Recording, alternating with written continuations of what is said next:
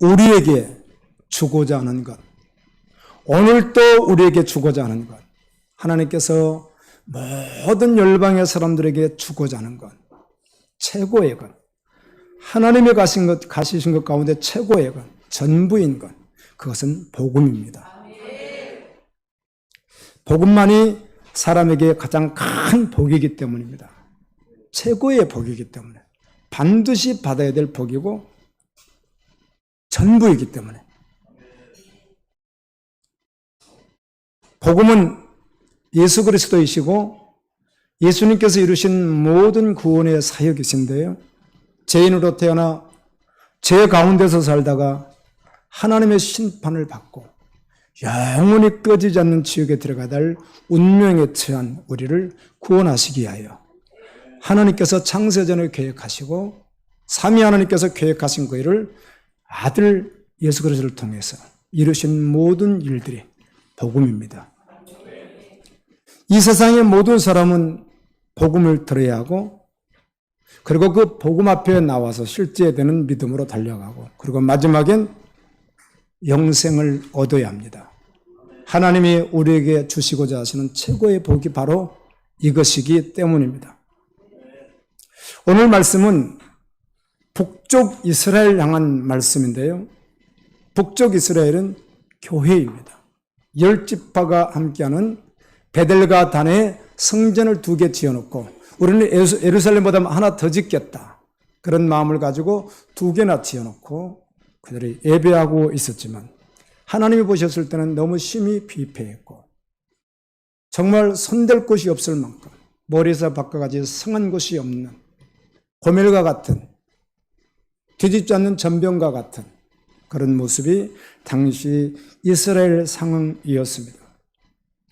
하나님은 오래 참아 기다리시며 끊임없이 하나님의 선지자들을 보내서 그들에게 하나님의 마음, 그들을 구원하시기 위한 하나님의 마음, 복음을 끊임없이 전하게 하셨습니다.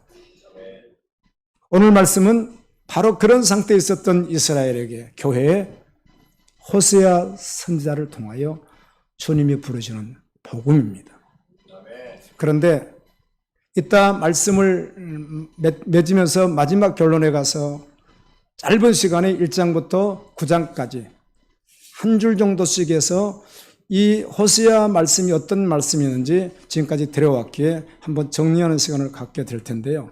그런데 오늘 호세아 9장은 심판의 날, 보응의 날, 그날이 반드시 온다라고 하는 하나님의 경고의 말씀입니다. 말씀을 볼 때, 그리고 말씀을 들을 때, 우리 디모데전서 4장에 보면 하나님께서 바울을 통하여 목회하던 디모데에게 목회 이렇게 해야 된다, 그리고 이렇게 양육해야 된다, 이런 말씀 가운데 너도 성경을 계속 읽고, 그리고 성도들로 하여금 성경을 계속 읽게 하고, 아멘, 그 말씀으로 교훈해서 그 말씀을 살도록 해야 된다. 마지막 시대 말세가 되어지면 사람들이 허탄한 것을 쫓기도 하고, 그리고 귀가 가리워서 사욕을 쫓는 메시지를 쫓아가기도 하고, 귀신의 영을 쫓는 거짓 메신저들에게 속아서 망하는 길로 가는 이때 너는 오직 고난을 받으며 복음을 증거해야 된다. 아멘. 하나님의 복음을 증거하라. 그런 말씀이 디모데전서 4장에 있습니다. 우리가 말씀을 볼 때, 말씀을 들을 때 그것은 과거의 사건 다 지나가 버린 것이야 라고 한다면 마음 편할 수 있습니다. 그러나 어제나 오늘이나 영원토록 동일하신 하나님의 말씀입니다. 그래, 하나님의 말씀이지, 지금도 살아있는 말씀이라고 우리가 생각하면서 말씀을 보거나 들을 때는 상황이 완전히 달라지는 것입니다. 호세아 말씀, BC 한 600년경, 지금으로부터 한 2600년 전에 기록되었던 말씀이 오늘 나와 무슨 상관이 있는가? 그런데 66권 말씀을 어디를 뽑아내도 동일하게 하나님의 살아있는 오늘의 말씀이라는 것입니다. 오늘도 이 말씀을 주께서 우리를 살리시려고 복음으로 찾아오셔서 모두를 구원하기 원하시는 하나님의 그 마음, 사랑할 수 없는 영혼을 끝까지 사랑하라고 분부하셨던, 사랑할 수 없는 온수된 우리를 끝까지 포기 아니하시고 사랑하시는 하나님의 그 사랑의 메시지를 오늘 들을 수 있으면 좋겠습니다. 반드시 들어야 하고, 반드시 돌이켜야 하고, 반드시 복음 앞에 서야 합니다. 오늘 심판의 메시지가 증거되듯이 그날이 도적같이 오기 때문입니다. 아무도 예측 못하는 그때 호련히 심판의 그날이 올 것입니다. 지난주는 인천에서 어떤 사역자라고 하는 분이, 저는 목회자다 보니까 이렇게 두꺼운 책도 보내고요, 얇은 책도 보내고 무료로 그냥 수포로 보내는 거예요. 그래 봤더니 다 좋은데, 말씀이 다 좋은데 결론이 2027년 10월 5일 예수님 재림한다. 그런 내용이에요. 잘못된 것이잖아요. 그런데 압박 속했더라고요. 내용이 하도 좋아서. 그것만 빼면 주님은 반드시 오시거든요. 그 사람이 보낸 내용이야 비질리였지만, 그러나 내 마음이 덜컹하는 마음을 있었습니다. 그렇지, 주님은 오시지. 우리 1절 말씀을 같이 읽도록 하겠습니다. 1절입니다. 시작. 이스라엘아, 너는 이방 사람처럼 기뻐 뛰놀지 말라. 내가 음행하여 내 하나님을 떠나고 각 타작 마당에서 음행의 값을 좋아하였느니라. 이스라엘, 교회입니다. 교회를 보시고 진단하신 하나님께서 이들의 실제 모습, 그들마저도 섰고 사단의 종로로 타고 자기들마저도 지금 잘하고 있다고 하는 분들, 또 어쩌면 나는 잘못하고 있다는 분들, 여러 다양한 생각들을 하고 있겠지만 정확하게 하나님이 보시고 정확하게 하나님께 진단하시고 그들의 실상을 드러내시고 그리고 그들을 구원하기 원하시는 주님은, 이스라엘아, 너는 이방 사람, 복음이 없는 사람들처럼 뛰놀지 말라. 기뻐하지 말라. 왜 그랬는가 하면 풍년이 들었다는 것입니다. 농사가 잘 되었다는 것입니다. 경제적으로 나아졌다는 것입니다.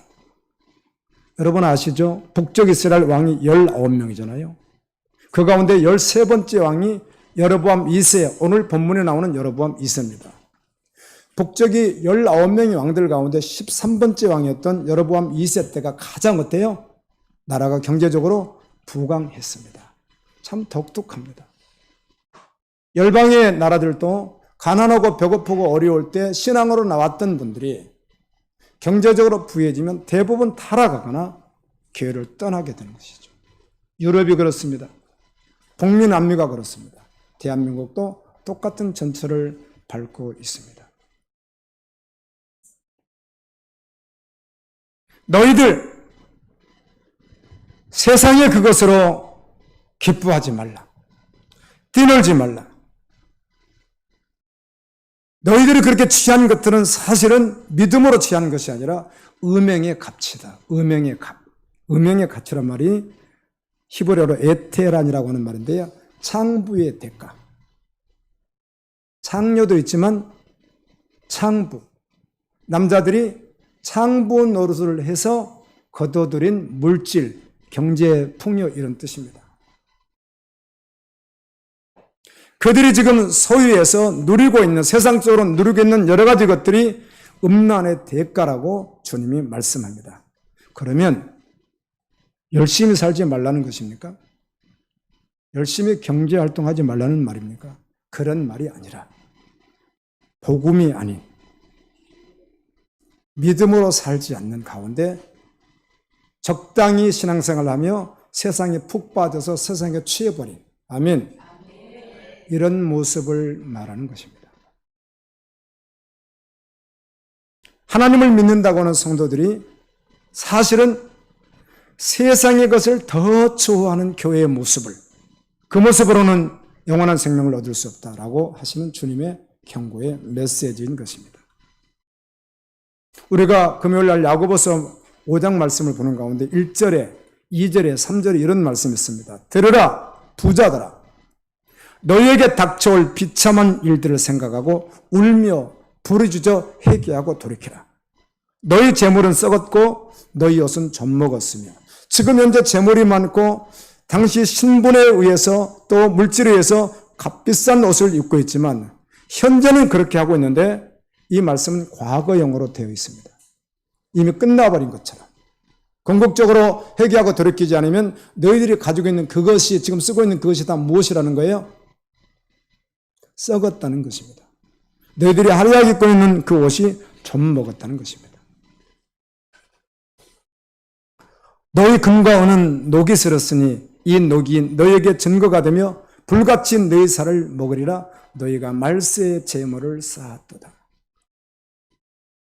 믿음으로 살아간다고 하는 교인들이, 교회 안에 있는 사람들이 사실은 변질되어서 하나님을 이용하기도 하고 그리고 자신의 추구를 위해서 세상의 것을 마음껏 탐닉하고 쾌락을 즐기고 그렇게 나아가는 그런 모습을 말하고 있습니다.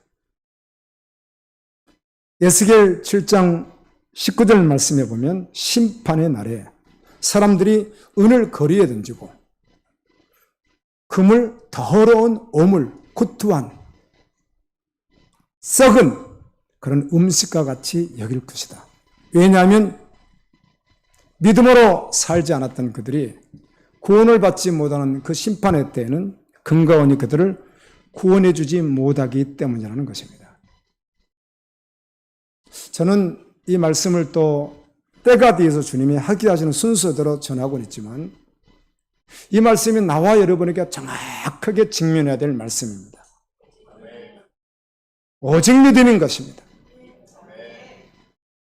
세상이 봤을 때는 미련해 보이고 세상이 봤을 때는 너무 어리석어 보이고 바울이 사는 모습을 당시 사람들이 봤을 때 저 사람 세상에 도무지 적응을 할 수 없는 사람이라고 왜 저렇게 이상하게 살아가느냐고 말했지만 바울의 삶은 셋째 하늘을 다녀왔던 후에 더더욱 믿음으로 살아갔던 삶입니다. 저는 언제나 여러분들이 알아들을 때까지 존재란 말을 씁니다. 존재. 잠깐 실수할 수 있고 잠깐 탐닉할 수 있고 잠깐 엎어질 수 있으나 정말 존재가 항상 변함없어야 합니다. 그래서 혹시 좀 넘어졌다도 다시 그 존재 앞으로 돌아와서 주님 앞에 돌아와서 하면 또다시 점검하고 또 걷다가 또 쓰러지다 다시 일어나서 걸어가고 존재가 그래야 된다는 것입니다.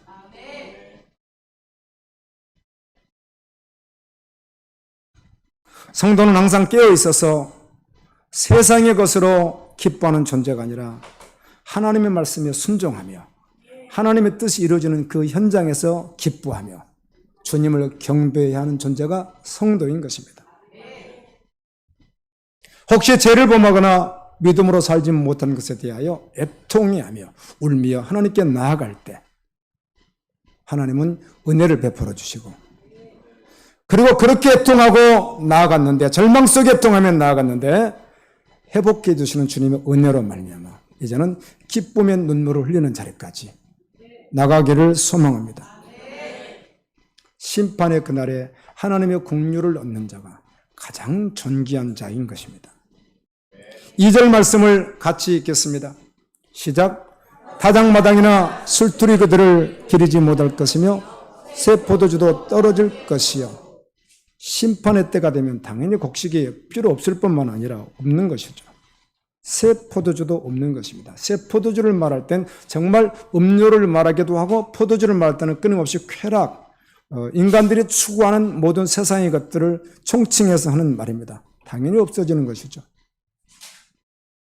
그리고 그날은 심판의 그날은 기쁨의 날이 될 수 없고 너희들이 가진 모든 것으로 기뻐할 수도 없고 애곡하는 날이 될 것이다. 예레미야 애가의 애곡과 같이 믿음으로 살지 않았으니 심판의 날은 애곡의 날이 된다는 것입니다. 3절 말씀을 읽습니다. 그들은 여호와의 땅에 거주하지 못하며 에브라임은 애곡으로 다시가고 아수르에서 더러운 것을 먹을 것이라.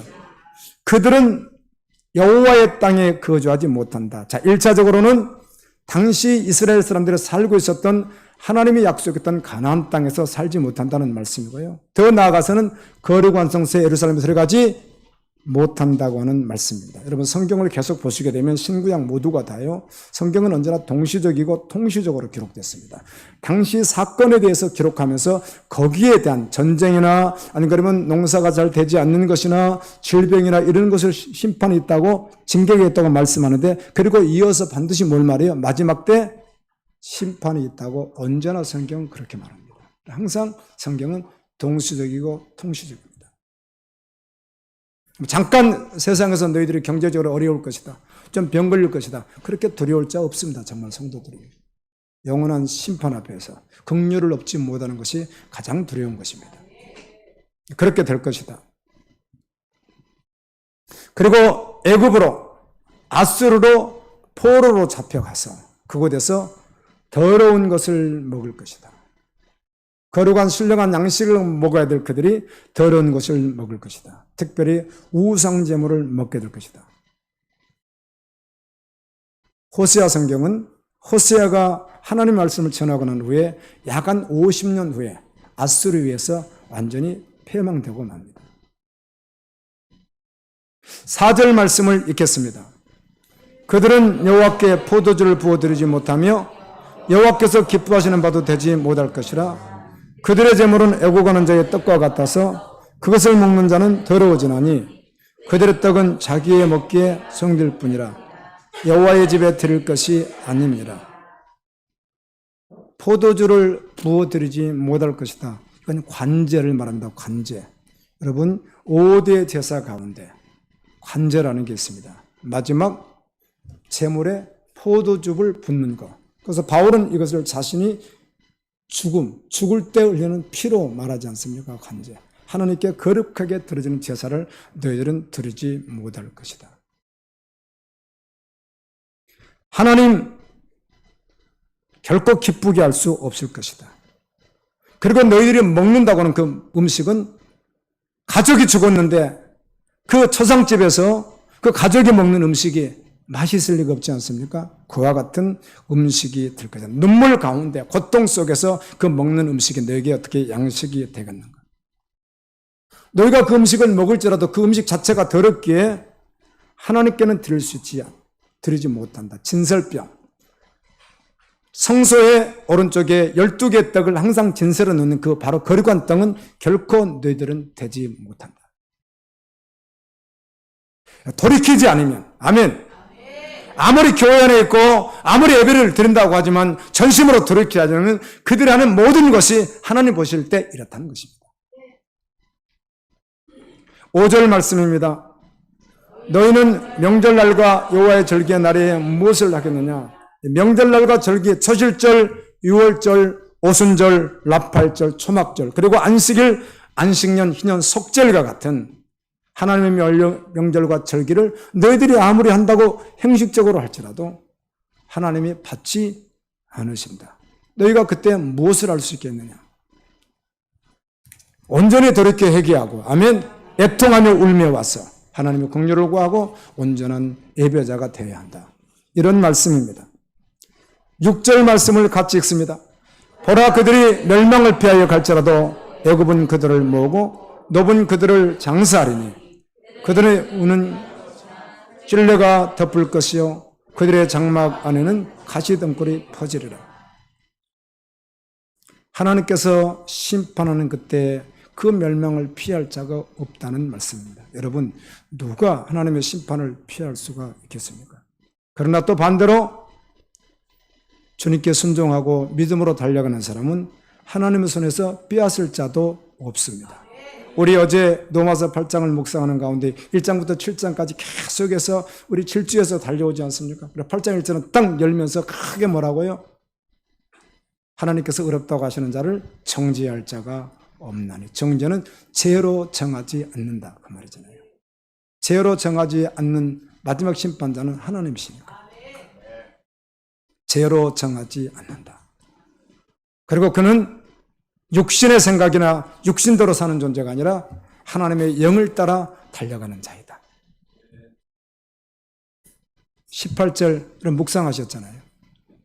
그 후에 믿는 자는 하나님의 상속자이기에 그 상속받을 자는 그리스도와 함께 고난도 받아야 할 것이니라. 현재 관하는 장차 우리에게 나타날 영광과 좋게 비교할 수 없도다. 그리고 믿음으로 계속 달려가는 그는 어떤 상황을 만날지라도 혹시 시행착오를 있을지라도 8장 28절에 하나님을 사랑하는다 곧 그 뜻대로 부르심을 입은 자들에게는 모든 것이 합력하여 선을 이루느니라. 아멘입니다. 아멘. 누가 하나님의 심판을 피할 수 있겠습니까? 그들이 의지하는 애굽은 결국 그들의 무덤이 될 것이다. 이 놉은 그들을 장사하니 놉은 애굽의 수도를 말합니다. 화려한 애굽의 수도를 갈망하며 갔던 이스라엘 사람들. 그러나 그곳에 너에게 무엇이 될 것이다? 무덤이 될 것이다. 장사진에게 될 것이다. 심판의 날에 은은 찔레가 덮고 집 안에 들어갈 수 없게 가시덤불이 퍼질 것이다. 아멘. 왜 선지서를 여러분이 정확히 보셔야 되고 왜 구약의 말씀을 그렇게 많이 묵상해야 되는가? 정확히 복음이기 때문에 그렇습니다. 복음을 말하기 전에 철저하게 멸망의 자리에 있었던 우리 존재를 정확하게 알 때 정확하게 십자가 앞에 나올 수 있고 십자가에서 쓰는 하나님의 구원의 역사가 무엇인지 정확히 알기 때문입니다. 이렇게 메시지를 듣지 않고 부분적으로 계속해서 제목 설교를 평생 들으니까 복음이 복음될 수가 없는 것입니다. 복음이 되지 않습니다. 복음인 줄 착각하면서 듣는 것입니다. 여러분 호세아 9장 오늘 오후에 10장 14장까지 나가면 요엘서 들어갈 텐데요. 여러분 보세요. 호세아 지금 계속 달려오는데 주님은 계속해서 이스라엘의 잘못된 신앙을 말씀하고 마지막에 무엇이 있을 것이다? 심판이 있을 것이다. 그러나 내가 끝까지 너희를 기다리니 돌아오라. 고멜과 같이 더러운 장녀가 되었어도 내가 구속하리라. 계속 그 말씀하는 거예요. 그 말씀. 우리 존재를 정확히 알았을 때 주님 앞에 나갈 수 있고 이걸 정확히 알았을 때 거꾸로 저보고 일어서 보고 거꾸로도 일어서 보고 그러는 가운데 주님을 정확히 알고 하나님이 주신 그 십자가의 사랑을 알았을 때 주님을 사랑하게 되는 거예요. 그리고 변화되는 거예요. 세상이 감당치 못하는 믿음의 사람으로 살아가는 것입니다. 7절, 8절을 같이 읽습니다. 시작. 형벌의 날이 이르렀고 보응의 날이 온 것을 이스라엘이 알지라. 선지자가 어리석었고 신에 감동하는 자가 미쳤나니 이는 내 제약이 많고 내 원한이 금이니라. 에브라임은 나의 하나님과 함께한 파수꾼이며 선지자는 모든 길에 친 새 잡는 자의 그물과 같고 그의 하나님의 전에는 원한이 있도다. 두 가지를 말씀합니다. 이스라엘 백성들은 참 선지자에 대해서는 어리석다고 하고 미쳤다고 하는 거예요. 왜요? 그들은 그들의 말을 전하는 것이 아니라 복음인데 그들의 꼬라지가 심판받기 딱 알맞는 모습이거든요. 하나님은 그 말씀 전하고 하니까 기분이 언짢은 것이죠. 평안과 축복을 빌어줘도 괜찮을 텐데 계속해서 너희들 그렇게 하면 심판이 있으니까 돌아와야 된다. 아멘. 너희들은 뒤집지 않는 전병과 같다. 고멜과 같은 여인과 같다. 이렇게 하니까 선지자는 너희는 어리석다. 너희는 미쳤다. 이렇게 했다는 것입니다. 사도행전 26장 24절 말씀에 보면 바울이 복음을 말하니까 베수도라고는 로마 총독이 크게 소리를 지릅니다. 크게 소리냈다고 성경은 말합니다. 크게 소리를 내서 바울아 너 미쳤구나 이렇게 합니다. 바울이 총독 각하여 그리고 아그리빠 왕이요. 나같이 제수의 명으로 매인 것 말고는 여러분도 나같이 되었으면 좋겠습니다. 복음입니다. 북이스라엘의 참 선지자들이 성경에 보면 있잖아요. 엘리야, 엘리사, 미가 말고 미가야. 열왕기상 24장에 나오는 미가야, 호세야, 아모스 등 하나님의 신실한 주의 종들이 있었습니다. 그런데 반면에 숫자적으로 성경에 보니까 거짓 선지자들이 참 많이도 있었습니다.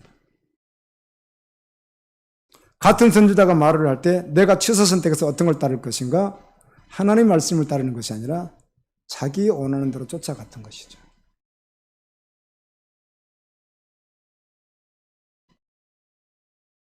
그들은 파수꾼이 아니고 도리어 이스라엘 백성을 올무에 걸리게 하는 자들이었습니다.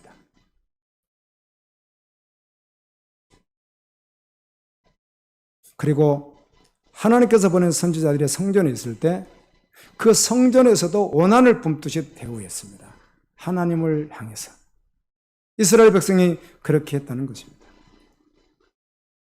여러분, 목회자가 말씀을 바로 전하지 않으면 복음이 변질된 것으로 끝이 나는 것이 아니고 복음을 막는 일을 할 뿐만 아니라 변질된 설교를 듣는 교인들이 하나님의 뜻대로 살아갈 수가 없습니다. 그리고 경우에 따라서는 방탕하고요, 타락합니다. 그런데 방탕했는지 타락했는지를 분별을 할 수가 없습니다.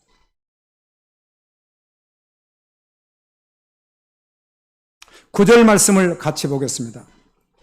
그들은 기브아의 시대와 같이 심히 부패한지라 여호와께서 그 악을 기억하시고 그 죄를 벌하시리라. 지금 너희들 상태를 봤더니 하나님께서 하시는 말씀입니다. 기브아 시대와 같이 너희들 심히 부패했다. 이렇게 말씀하는 것입니다. 내가 그 악을 기억한다. 내가 그 죄를 벌할 것이야. 심판할 것이라는 것이죠. 그러나 돌이켜 회개하면 어떻게 하겠다는 거죠? 구원하시겠다는 것입니다. 기브아 시대 사사기 19장 22절 30절에 보게 되면 여러분 이미 묵상하시면서 사사기를 지나왔는데요.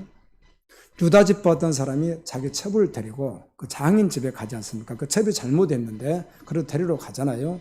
가가지고 그 장인이 오늘 가지 말고 좀 쉬었다 가라 자꾸 붙잡으니까 그 장인 집에 계속 있다가 해가 질 때쯤 안 되겠다고 가야 되겠다고.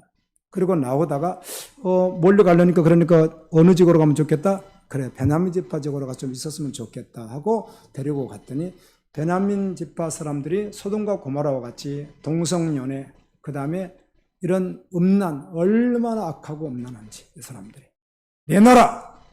그러니까 그 주인이 우리 딸도 있고 하니까 대신 또 그렇게 말을 했더니 어때요? 그 첩을 밤새 욕보이고 아침에 첩이 이렇게 문턱 밑에서 이렇게 푹푹 기어왔는데 어때요? 푹 죽으니까 유다 지파 사람이 자기 집에 들어가서 12조각을 내서 12지파에 보내버리지 않습니까? 그래서 그 후에 베냐민을 공격하는 이제 이스라엘의 백성들을 공격하는 그런 전쟁의 역사들이 있죠. 이제 그런 말씀입니다. 얼마나 악독한가 이런 말이죠. 지금 너희들이 가장 부강한 여로보암 2세 북쪽 13번째 왕이었던 그때 가장 부강한 그런 너희들은 영광을 누린다고 하지만 실상 너희들은 그렇지 않다는 거예요. 라오디아 교회와 같이. 아멘. 사대 교회와 같이 실상 그렇지 않다는 거예요. 실상 전제적으로 그렇지 않다는 거예요. 그때보다 더 악하다고 말을 해요. 예수님 뭐라고 하시죠? 마지막에 가까울수록 노아와 노세 때와 같고 악하고 음란하다고 하는데 여러분 전제적으로 시대마다 악이 있었고 시대마다 전제적으로 음란했지만 앞으로 가면 갈수록 더욱 어때요? 악하고 음란한데 그러면 교회 안은 어떤가 하는 것이죠. 교인이라고 하는 사람들은 어떤가 하는 것입니다. 제가 이런 말씀 여러분 나누잖아요. 사도 바울 시대 제가 있었더라면요. 신라와 같이 디모데와 같이 저도 함께 밤이면 문화가 있어요? 없어요? 없어요. 밤이면 문화가 없어요. 문화가. 어두면 촛불 켜고 뭘 하든지 아니면 자야 돼요. 아침에 일어나야 돼요. 문화가. 제약은 항상 있어서는 문화가 없어요. 지금을 눈을 뜨면 사단이 놓은 덫들이 얼마나 많은지 몰라요. 눈을 뜨면 모든 게 다 덫이에요. 사단이 깔아놓은 덫이 발을 뗄 수 없을 만큼 많은 시대 우리가 살고 있다. 하나님 앞에서 전제적으로 로마서 5장에 있듯이 죄가 많은 곳에 은혜가 넘쳤느니란 말은 죄를 많이 지었기 때문에 은혜가 넘쳤다는 것이 아니라 정말 전제적으로 주님 앞에 딱 나갔을 때 나는 언제보다 북쪽 이스라엘, 여로보암 2세 때 호세아가 말씀을 전하던 그 시대의 이스라엘 교인들보다 나는 더 타락했다고는 중심을 한번 가졌을 때 더욱 십자가 앞으로 나가는 은혜가 임하게 될 줄로 믿습니다. 이게 전제적으로 그렇게 된다는 건 전제가 그래야 된다는 거예요. 존재가 그렇다는 것입니다.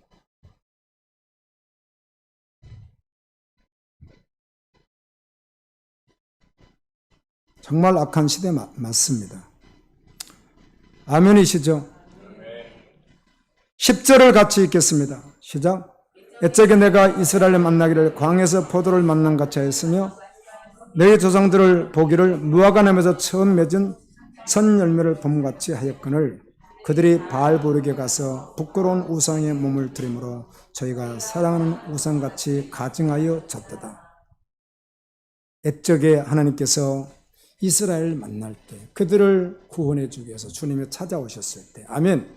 그들에게 주님께서 역사하셨을 때 포도를 만남같이 했다. 광야에서. 이 만남같이 이 말이 히브리어로 마차라고 합니다. 마차라고 하는 말인데 찾고 찾아서 또 찾고 찾아서 계속해서 찾아서 찾을 수 없는 곳에서 찾아서 끝까지 찾아서 만났다는 뜻입니다. 여러분 광야에 무슨 포도나무가 있고 포도가 있습니까? 없습니다. 저는 유대 광야를 가봤습니다. 없습니다. 그런 거. 아예 없습니다. 시띠나무로 덮개를 만들고 시띠나무로 그런 상들을 만들었을까 하니까 시띠나무가 아카시아처럼 생겨서 못생겼지만 쓰임받습니다. 뭐 그렇게 말은 할 수 있을지 몰라도요. 그렇게 접근하지 말아야 됩니다. 광야에는 무슨 나무밖에 없습니까? 유일하게? 그런데 쓸 수 있는 나무는 유일하게 딱 한 가지밖에 없습니다. 시띠나무. 나머지는 다 잔풀들입니다. 딱 그거밖에 없어요. 다른 걸로 할 수가 없어요. 하나님께서 그들을 구원하기 위하여 죄악 가운데서 영원히 멸망으로 가는 그들을 찾고 하나님이 계속해서 찾았다는 것입니다. 그래서 찾아내었다는 것입니다. 너희를 내가 그렇게 찾았다는 것입니다. 무화과 나무에서 처음 맺은 첫 열매를 봄같이. 아멘. 여러분 우리 자신을 가만히 생각해 보십시오. 하나님이 나를 어떻게 찾아주셨는지, 어떤 통로로 찾아주셨는지, 어떻게 나를 구원으로 인도해 두셨는지. 아멘. 그렇게 하셨다는 것입니다. 내가 너희를 그렇게 했다. 처음 익은 무화과 열매를 봄과 같이 했다. 아멘. 내가 그렇게 너희들을 그렇게 여겼다. 그런데 그들이 바알 부올에 가서 부끄러운 우상에게 몸을 들이므로 사랑하는 자기들이 좋아하는 우상과 같이 그들이 가증하게 되어버렸다. 이 바알 부올, 이 부올은 모압의 성읍 이름입니다. 그래서 성경 이름 읽다 보면은 바알이 있고 옆에 뭐가 명칭이 붙은 것은 다 지명 이름들입니다. 바알이 붙고 옆에 뭐라고 붙어 있죠? 앞에 붙어 있고 뒤에 붙어 있는 것은 마을 이름입니다. 마을 이름. 바알 우상은 똑같은 걸 말하고요. 결국 우상이고요. 그렇게 우상 숭배했다는 것입니다. 교회를 떠난 적이 없습니다. 절기 때 그들이 제사를 드리지 않는 것이 아닙니다. 그런데 전제적으로 전심이 아니었다는 것입니다. 사랑하는 여러분, 전심에 대해서 여러분들이 한번 해보세요. 첫 번째 시작, 전심. 두 번째, 대가지불. 세 번째,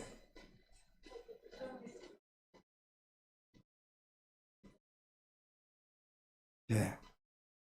그래서 두 번째가 그렇게 되군요. 첫 번째, 우선순위. 두 번째, 세 번째, 네. 우선순위. 하나님을 믿는데 정말 전심인가? 하나님의 전부를 주셨으니까 전심인가? 우선순위가 정말 그리스도인가? 초점이 집중되어 있는가? 그리고 대가지불을 하는가? 여기고, 드리고, 신뢰하고요. 하나님은 복음을 주시면서 완전한 조치를 해두셨는데 복음을 누리는 원리들이 있잖아요. 여기고 드리고 신뢰할 때 계속해서 그 복음을 누린다는 것입니다. 제가 말씀을 준비하면서 저도 한번 생각해 봤는데 우리 성도들이 여러 상황에 의해서 감정과 표현은 다르게 나타날 수는 있지만 전제적으로 어떻게 해야 해요? 기뻐해야 되잖아요. 아멘. 전제적으로 말이에요. 전제적. 어떤 상황이 있어도 주님 앞에 나가면 주님이 그런 은혜로 역사하신다고 성경은 말씀해 줍니다. 하나님께서 세상을 이처럼 사랑하사 독생자를 주셨습니다. 그리고 그 독생자 예수 그리스도에게 이 땅에 태어날 때부터 우리의 모든 죄를 그에게 전가시켰습니다. 그래서 예수님이 사신 것은 내가 되어서 사신 거라고 우리가 말씀을 통해서 알잖아요. 예수님이 이 땅에서 사신 것은 내가 되어서 사신 거예요. 그래서 내가 되어서 그분이 저주받으신 거예요. 그리고 그분이 부활하심으로 말미암아 의롭게 되신 거예요. 예수 그리스도 그 의가 우리에게 전가되어서 그를 믿는 우리를 주님이 의롭다고 칭하시는 거예요. 그리고 양자의 영을 받는 거예요. 하나님의 양자예요. 하나님을 아바, 아버지라고 부르게 되는 거예요. 정말 소리치고 복음을 전할 때 들려줬으면 좋겠고 소리치고 복음을 전할 때 들었으면 좋겠습니다. 세속주의에 빠졌던, 그럼에도 불구하고 바알 부월에서 우상숭배했고 그들이 가증하게 됐다. 지금 누가 하시는 말씀이에요? 하나님께서 하시는 말씀이에요. 세속 가치에 너희들이 너무 빠져있다. 11절 말씀을 읽습니다. 에브라임의 영광이 새같이 날아가리니 해산하는 것이나 아이 베는 것이나 것이 없으리라. 여러분, 복음 없이 사는 인생이 죽을 때 가져가지도 않을 뿐만 아니라 심판의 그날에 복음 없이 살았는데 새같이 날아가 버리죠. 앉았다가 바람을 훅 불어도 새가 날아가 버리잖아요. 그렇게 날아가겠죠. 희에 사는 아이 베는 것 임신이 없다.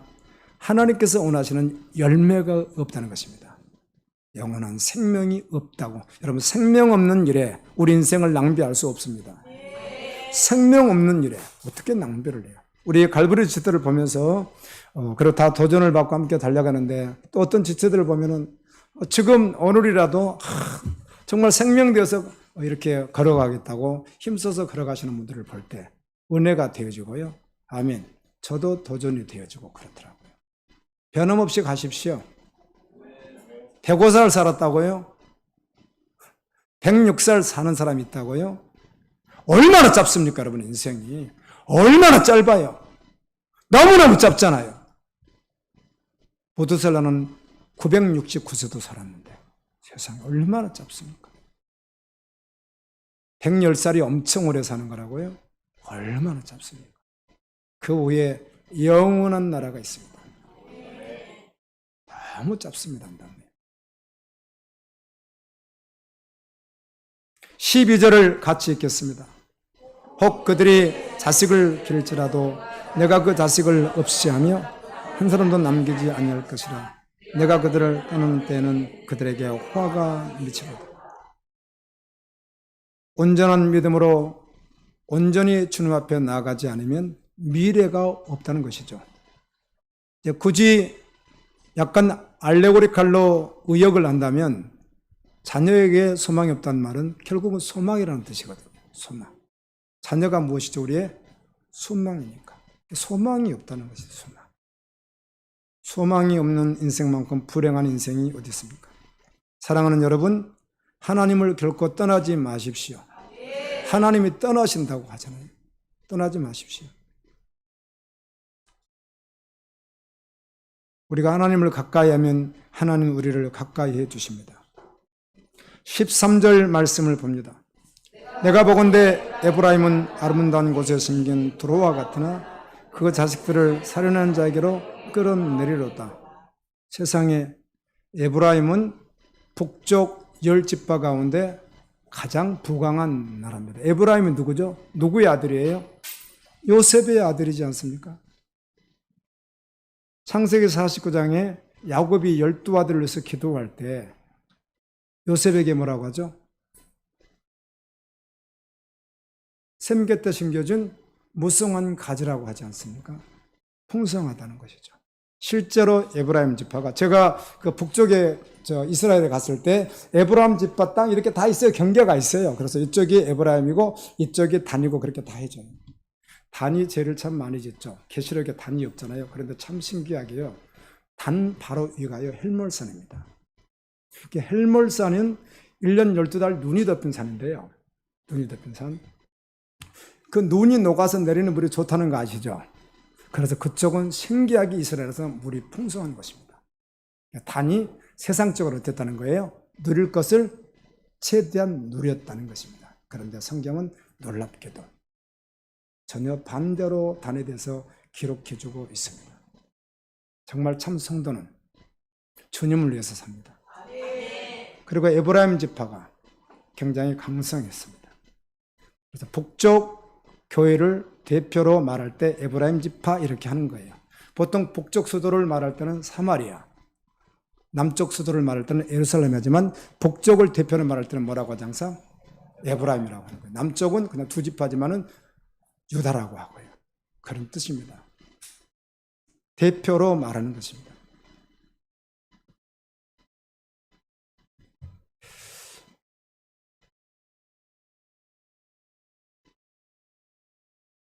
이 두로라고 하는 나라, 여러분 성경을 보시면 열왕기 상하 보시고 하면은 두로라고 하는 나라가 백향목과 잣나무 같은 게 귀한 나라였습니다.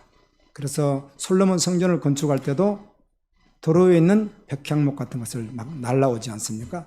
그것도 육지로 오지 않고 두로가 여러분 아시는 대로 지중해 있잖아요. 좀 올라가면 안디옥, 그 다음에 다소, 그 다음에 터키 이렇게 연결되지 않습니까? 두로와 시돈 지역 말하는 거니까. 그래서 이스라엘로 옮길 때 육로로 오는 게 힘드니까 그 바다로 이렇게 뗏목처럼 해서 옮겨옵니다. 그렇게 부강하고 좋은 그런 제목들이 많은 나라였으니까 에브라임이 그런 것 같은데 풍성하게 사는 것 같은데 자녀들을 어떻게 해요? 살인하는 자들에게 내어주었다고 하니 얼마나 끔찍한 말입니까? 사단에게 자녀를 내어줬다고 하니 자녀를 믿음으로 양육해야 합니다. 10분 말해도 20분 말해도 1000번을 말해도 100문 일답과 같이 변함없이 자녀를 믿음으로 양육하십시오. 이번에 성경학교를 하는데 말씀을 4번을 다 저에게 맡겨두셔가지고 말씀을 전하고 난 후에 꼭 통성기도를 했거든요. 근데 선교사님 아들이 참석을 했어요. 6살인데. 제가 우리 살아오는 자녀들을 교육하기 위해서 내가 멘트를 그렇게 합니다. 저는 기도할 때 눈을 뜨고 하겠습니다. 왜 그런가 하면 여러분들이 기도를 하는 것도 보고 훈련도 시켜야 되니까. 그러나 여러분은 눈을 감으셔야 됩니다. 그렇게 말해도 또 이렇게 하는 어린이가 있죠. 목사님 보이는데 그러면 이렇게 하고 얼마나 사랑스러운지 몰라요. 앞에 앉았어요, 걔가. 근데 보니까 설교하는데 막 질문을 해가지고 약간 좀 이렇게 자꾸 방해가 되는 건 아닐지라도 꼭꼭 되는 것 같이 느껴졌어요. 조금 방해되면 안 돼. 근데 그렇게 궁금한 게 많나 보죠. 목사님 설교하니까 자꾸 질문을 해요. 목사님 뭐 어떻고 그래서 그래. 그래. 사랑하는 어린이 잠깐만 계세요. 했는데 기도를 시켜놨는데요. 우리 갈보리 어린이들도 참 믿음으로 하려고 이렇게 했었지만 다른 거예요, 얘가. 왜 그렇게 달라요? 걔만 다른가? 딱 하고 자세를 정확히 딱 잡고 계속 소리를 내면서 기도를 흔들지 않고 하는 거예요, 얘가. 근데 계속 눈 뜨고 보고 있는데. 그런데 어떻든 은혜였습니다. 제가 듣기로는 엄마 아빠가 지금 40대 초반인데 제대로 훈련을 시키고 있다고 하더라고요. 오직 믿음으로 살아야 된다. 부모인 내가 너에게 줄 것은 신앙밖에 없다. 내가 너에게 줄 것은 믿음밖에 없다. 근거하는 내게 없거니와 나사렛 예수님만 주겠다. 아멘. 얼마나 멋있는지 모르겠어요. 실제로 그렇다 하더라고요. 2주 전인가 오후에 그 엄마가 여기서 설교를 하셔서 선교사님이. 그분을 대전 분이니까, 그리고 우리 교회도 여러 차례 왔었고 훈련 받기 전에 해서 그분을 내가 잘 모르죠. 근데 알기는 그냥 세속적인 가치에 의해서 화려하게만 살고 싶어 했던 자매. 그렇게 알고 있었더니 그 오후에 메시지를 들으니까 전혀 그런 자매가 아니었더라고요. 또 보니까 정말 구도자였더라고요. 주님을 찾으려고, 주님을 만나려고 전보로 죽게 올인하고 플로잉하고 대전에서 2시간을 걸어서 직장 갈 만큼 새벽에 일어나서 땀이 날 만큼 걸어서 그렇게 한동안 다닐 정도로 주님께 전부로 올인하고 그런 시간들도 갖고 굴 속에 들어가서 계속 기도하는 시간을 그렇더라고 그분이요. 전 뭐 모르니까 세속적인 줄만 알았거든 그분이요. 그렇지 않았더라고요. 정말 믿음으로 주님을 만나려고 구도자의 삶을 살았더라고요. 뭐 철저하다고 그래요. 자녀 하나 주님 주신 선물인데 오직 믿음으로 양육하는 것 말고 소망이 없다 그런다고 그래요. 참 은혜더라고요. 아멘. 내년에 성경학교 할 때 그 어린이도 은혜로 기도하고 우리 갈보리 지체들은 더 은혜로 기도하고 아멘. 다 같이 은혜로 기도해서 주님을 기쁘시게 하는 응답받는 어린이들 다 되었으면 좋겠습니다. 14절입니다. 여호와여 그들에게 주소서 무엇을 주시려 하나이까 아이 배지 못하는 대와 젖먹는 유방을 주시옵소서. 젖없는 지금 이건 호세아의 기도입니다. 하나님께서 호세아에 계속 전하는 말씀을 들으니까 이스라엘이 어때요? 끔찍하게 지금 타락해 있잖아요. 이들 영혼을 어떡하나. 하나님의 마음이 부어지니까. 그들을 끌어안고 기도하는데 이렇게 기도를 하는 거예요. 호세아가. 그래서 성경을 통해서 여러분들 기도를 보라고 제가 항상 하잖아요. 주의 종들을 성경에서 어떻게 기도를 하는지를 내가 늘 보라고 하잖아요. 이렇게 기도하는 거예요. 여호와여 그들에게 주소서. 그래서 뭐 축복을 주소서 막 이럴 줄 알았더니 무엇을 주시려나이까 아이 배지 못하는 태와 젖없는 유방을 주시옵소서. 그래서 세상에 소망이 없는 자들이 되게 해달라는 거예요. 그래야 누구에게 돌아오니까? 하나님께 돌아올 수 있으니까. 평안하게 경제적으로 누리면서 자녀를 낳고 아웅다웅 사는 거 그거 말고 흩트러 주옵소서. 그렇게 기도를 해요. 선지자가 참 신기하죠. 주님의 마음입니다. 하나님의 무서운 심판이 임할 것에 대한 하나님 말씀을 듣고 전하면서 주여 이렇게 주옵소서.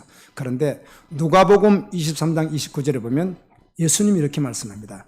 환난의 날에는 심판의 날에는 하나님께서 진노하시는 그날에는 임신하지 못하고 해산하지 못하는 배야 먹이지 못하는 것이 복이 있다 이렇게 말합니다.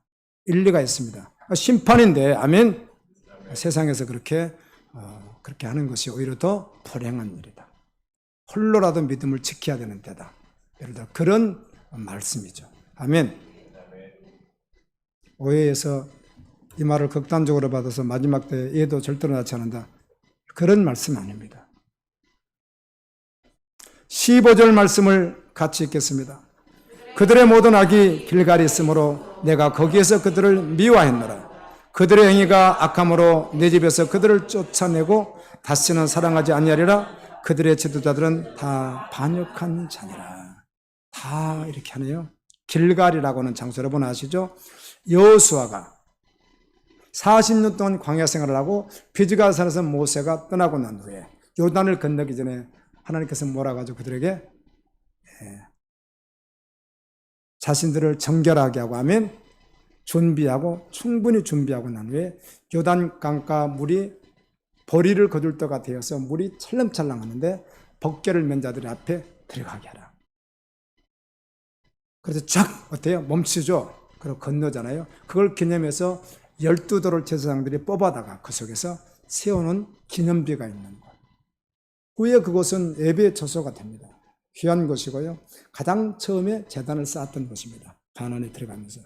여러분 또 후에 그곳엔 열왕기하 4장 38절에 보게 되면 선지학교, 오늘날로 말하면 신학교가 있었던 장소이기도 합니다. 그런데 그곳에서 예배한다고 하고 신앙을 공부한다고 하고 다 하지만 타락했다는 것입니다. 변질됐다는 것이죠. 지도자들도 반역자들이라는 것입니다. 참 목회자의 타락은 심각합니다. 목회자의 타락은 그 전하는 복음이 악독하게 뭐예요? 이용되거든요. 차라리 타락한 목회자가 설교를 안 하면 좋겠지만 타락했는데 설교를 하니까 세상이 뭐라고 하겠습니까? 깨어있는 사람들이 어떻게 되겠습니까? 내년엔 조직신학 금방 끝났어요. 3년간 해야 될 공부를요. 일주일에 2번씩 3시간, 4시간 반씩 해가지고 3년을 해야 될 것을 지금 제가 보니까 한 7, 8개월이면 끝나는 것 같아요. 굉장히 빨리 나가거든요. 막 50회씩 나가버리는 거, 한 주에. 대신 페이퍼는 제가 5장, 6장 만들어서 그걸 하면 충분합니다. 그 요하에게 가능해서 그래요. 충분해요. 그것만 가지고도.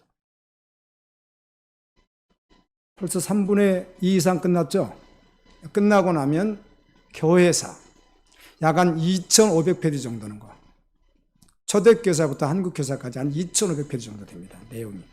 그걸 싹 요약해서 제가 4번의 강의에서 딱 끝내려고 합니다. 4번에. 와, 신학 공부. 신학 공부 해보니까 어때요? 신학교가 돌아버리겠죠? 세상에. 그걸 교인들이 모른다고요. 신학교가 뭐라는 것을. 그리고 목회한다고 목사 안수 받았다고 그러는 거예요. 복음이 싫지 않으면 엉터리예요, 엉터리. 복음과 말씀이 전부되어야 됩니다. 아멘.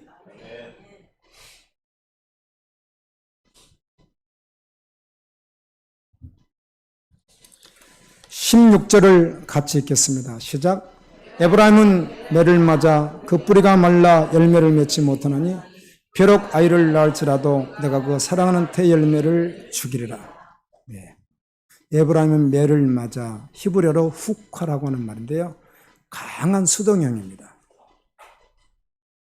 자기 스스로 하는 것이 아니라 누군가에 의해서 어때요? 강력하게 매를 맞듯이, 두들겨 맞듯이 강력하게 공격을 받는다는 것입니다. 이거는 심판을 말하는 것입니다.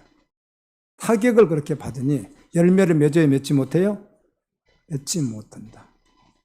비록 아이를 낳을지라도 소망 역시 열매인데요. 죽을 것이다. 마지막 심판을 이렇게 말하는 거예요.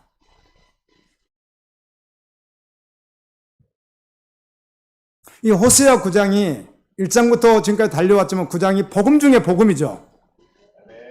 그런데 이걸 복음으로 보지 못하니까 무슨 하나님은 막 심판하고 저주하는 분으로만 딱 하고 끝나니까 목회자들이 건들지도 못하는 거예요. 이런 말씀. 건들지도 못해요. 복음인데. 적나라하게 우리의 존재를 파헤쳐 놓고 그런 너희를 내가 아들 예수 그리스도로 모했다는 거예요. 설리시기에 복음을 주셨다고 잊으시는 주님의 그 심정인데 그걸 보질 못하는 거예요. 이게 그냥 저주의 말씀인 줄만 그냥 아는 거예요. 복음 중에 복음인데. 아멘. 아니, 복음 없는 사람 결론이 그렇지 않나요? 심판의 날에 어느 누가 설 수 있습니까? 17절입니다. 듣지 않으므로 내 하나님이 그들을 버리시리니 그들이 여러 나라 가운데 떠드는 자가 되리라. 듣지 않는다. 여러분, 말씀을 들었다는 말씀은 다시 할게요. 우리가 학교에 공부를 한다든지 뭐 학원에 가서 공부를 한다고 생각해요. 그냥 공부를 해요. 돈 주고. 그러면 가르치는 사람이 밤새 죄를 뭐 지었든지 말았든지 배우는 사람, 그건 전혀 상관이 없어요. 듣고 배우고 내가 이용하면 되는 거예요. 그걸 써먹으면 되는 거예요. 내가 의학을 공부하든 법학을 공부하든 사회학을 공부하든 국어를 공부하든 영어를 공부하든 가르치는 자가 밤새 죄를 짓고 술 취해가지고 아침까지. 제가 학원에 다니는데 그 박사 코스에 있었던 분들이 그때 학원 강사가 2분이 계셨어요. 근데 자기가 그래, 자기가. 지금도 잊어버리잖아요. 내가 27살, 8살 때인데 그때가 검정고시 할 때니까 나이 나하고 자기가 별 차이도 안 나요. 자기도 한 29살 정도, 뭐 그밖에 더 돼요. 박사학위 하는 사람인데 나이도 별로 많지 않아. 나는 나이가 많으니까. 강의하러 나와가지고 자기가 좀 취한다고 어제 많이 마셨습니다. 나 그럼 아무 상관도 없어요. 저 강의만 잘하십시오. 나 뭐 하면 되니까. 배우기만 하면 되니까.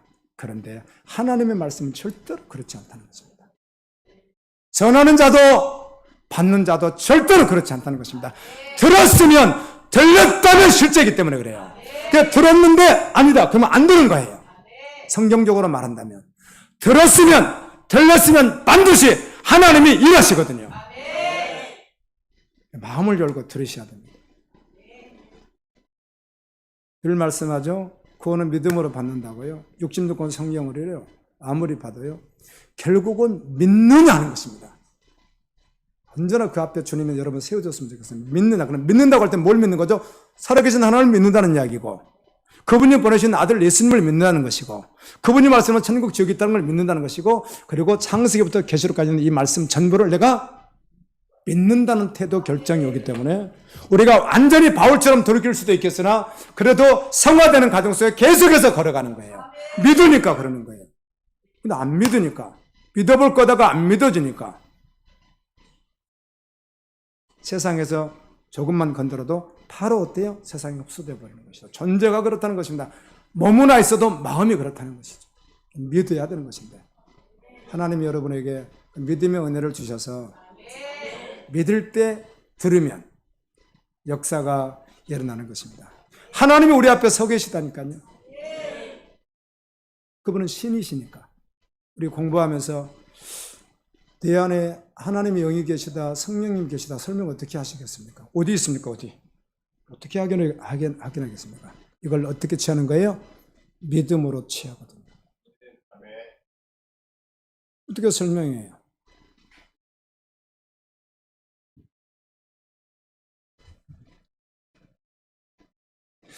하나님은 오늘 이 말씀 주시면서도 전심으로 돌이키라고,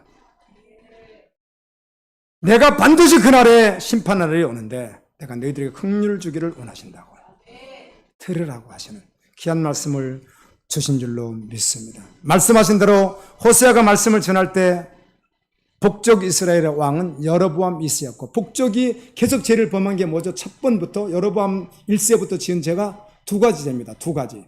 첫 번째가 제단을 많이 만들었습니다. 그래, 예배 처소를 많이 만들었다는 것입니다. 왜 그게 죄인가? 존재가 신실하지 않으니까. 그리고 제사장들을, 죄종들을 세우는 데 임의로 막 세워버린 거예요. 정말 참종들이 세워져야 되는데 임의로 막 라이센스 줘서 막 세워버리는 거예요. 중심도 안 돼 있는 사람들, 이렇게 됐다는 것이죠. 이게 죄였어요. 그리고 종교적 죄가, 교회의 종교적 죄가 문제가 되니까 하나님과 문제가 된 나머지 다 뭐가 따르는 거예요? 삶에 당연히 하나님 앞에 거룩하지 않는 것은 당연히 그냥 따라버리는 거예요. 여러분, 하나님과 바른 관계 돼 있는 사람 어떻게 믿어요? 아무도 믿을 사람 없어요. 지금 현재 이스라엘 상태는 기브아 때 지었던 죄보다 더 악하고 상태가 고멜과 같다. 그런데 그들에게 복음을 계속 주시죠. 1장에 고멜이 낳은 자녀들이 나오고요. 2장은 이스라엘이 믿음 생활을 하고 살아가는데 믿음이 아닌 거예요.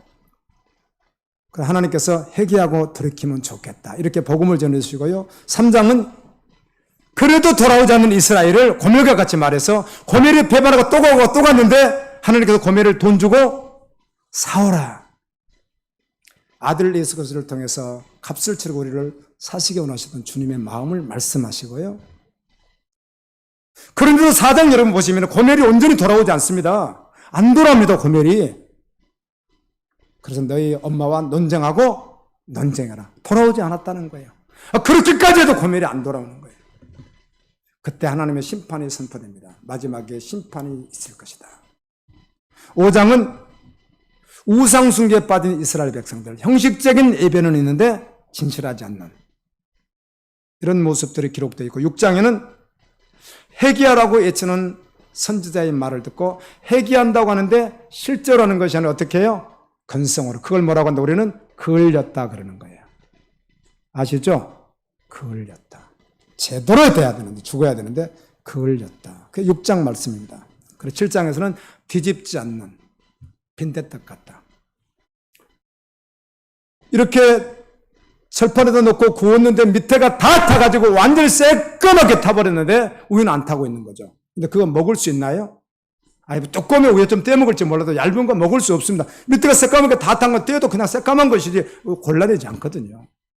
너희들 죄의 존재가 지금 그렇다. 겉으로 보기만, 겉모습만 지금 이렇게 있어 보이지 실제 속은 어떻다는 거예요? 그렇다. 죄곤난 나고죄, 존재적 죄인이라 너희들은 죄로 살아갈 수밖에 없는 존재다, 뭐 이런 말이죠.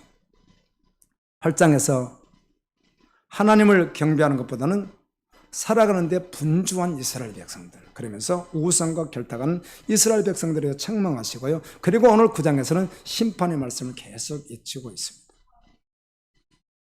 하나님은 모든 사람이 구원에 이르기 원하셔서 복음이 실제되지 않는 교인들에게도 오래 참으시고 끊임없이 하나님의 말씀을 보내시는 거예요. 계속 보내시는 거예요. 지금도 보내시는 거예요. 여러분, 주님 앞에 온전히 돌아갑시다. 우리에게 구원하시고 영생을 주시는 그분께요. 끝까지 돌이키지 않는 자에게 형벌이 있을 거라고 말씀합니다. 이 땅을 살아가는 우리에게, 모든 사람에게 하나님 우리에게 주시길 가장 기뻐하는 것, 가장 큰 복은 복음인 것입니다. 예수 그리스도를 통한 구원인 것입니다. 우리 다 같이 한번 주님 주신 말씀을 기억하면서 기도하는 시간 갖습니다. 주여,